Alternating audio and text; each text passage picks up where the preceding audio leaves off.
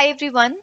I've usually received a lot of comments from students wherein they say that they want to prepare for exams. They even know what is supposed to be done in order to crack an exam, but they are just not able to get themselves out of bed.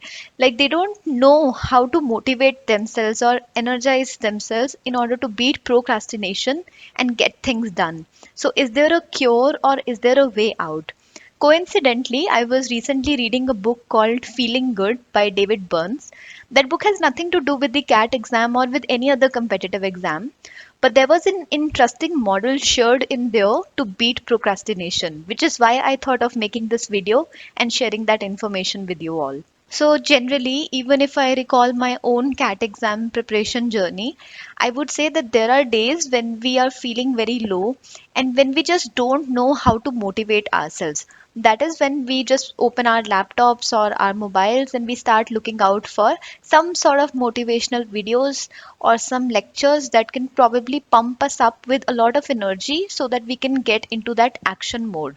So, the model that we have in our heads is that first motivation will come, then it will lead to some action which will further motivate us. But what Dr. David Burns suggests in his book is that actually action precedes motivation. So when we take action, that's when we get more motivation to do more action. So what that means is that in order to beat procrastination, you need to take action. Now, that might seem like a stupid idea because if taking action was that easy for you, why would you be watching this video in the first place? It is very understandable, and hence, Dr. Burns in fact suggests a model or a sheet that helps you to beat procrastination, which I would be explaining now. Now, let us say that you want to plan for today. Either you carry out this exercise in the very morning or you carry out this exercise a day before you go to bed. Now, the reason for that is that you need to plan ahead in time what are all the tasks that you are supposed to do. So, the first step in order to make this anti procrastination sheet is to write down all the tasks that you would want to do in the entire day. That might include goals that are only related to your exam that you're preparing for, or it could also include other sorts of activities, your personal goals that you have put in place. The next task you need to do is that in front of every activity that you've written, write down the percentage difficulty that you associate with that task. What that means is that from a range from 0 to 100%, how difficult do you perceive that task to be? Write that number down for each and every task. Along with that, make another column and write down the percentage satisfaction that you feel you will achieve if you are able to do that task. Again, do this exercise by writing that number from 0 to 100% for each and every task. Now you need to write in front of each and every task actual difficulty level and actual satisfaction level. There is something that has not been shared by Dr. Burns in his book, but I would suggest you to do, which is to fold that piece of paper in a way that you hide the numbers that you have already projected for each and every task, and you are only left with the actual numbers to be written after you have completed those tasks. So now you need to put that sheet aside. Only look at it when you need to refer it to understand what are all the tasks that you are supposed to do. Carry out each and every task in the day, taking it up one by one on a random basis.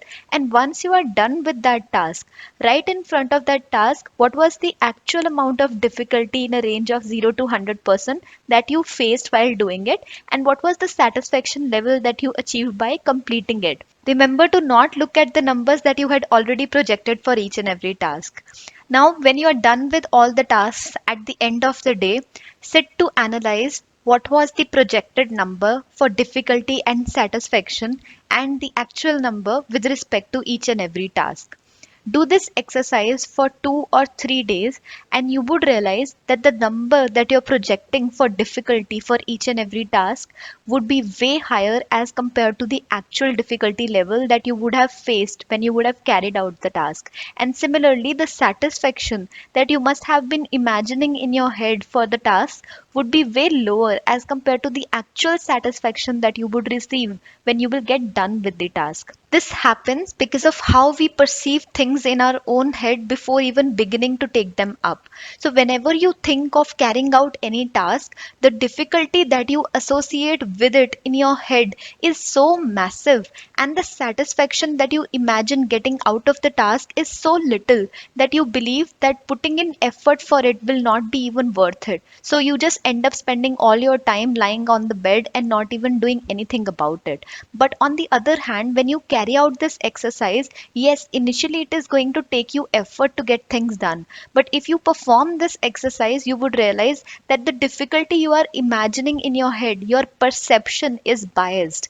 And the satisfaction that you're getting from the task is way more as compared to how much you think it to be. To give you another example, let's say that you are supposed to take up a task of completing 20 questions from a particular chapter, from a particular book, from a particular competitive exam. Now, when you set yourself to think of doing those 20 questions, in your head you might be associating the difficulty level of not doing those 20 questions alone, but of completing the entire chapter or completing the entire book or completing the entire exam.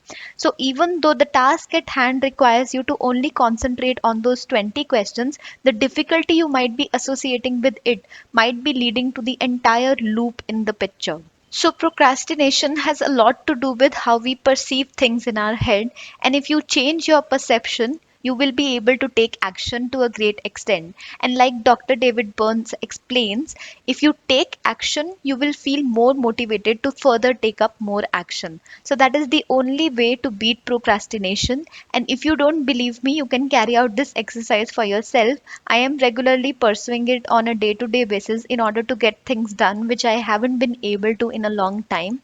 So you can also perform the same and share the results in the comment section so that we can all learn from each other. My last piece of advice to you would be to not hesitate on experimenting on new things. Sometimes when we learn about a new trick, the inertia of even trying it for the very first time is too much. We again make a perception in our own head that this is something that's not going to even work, and hence we don't even give it a try. Trust me, give it a shot. Even if it doesn't work for you, you don't have anything to lose. You are anyway not putting in the effort. So why not at least try to see whether your inactivity is because of how you are perceiving things to be, or is it actually because the tasks that you're thinking to be very difficult are difficult.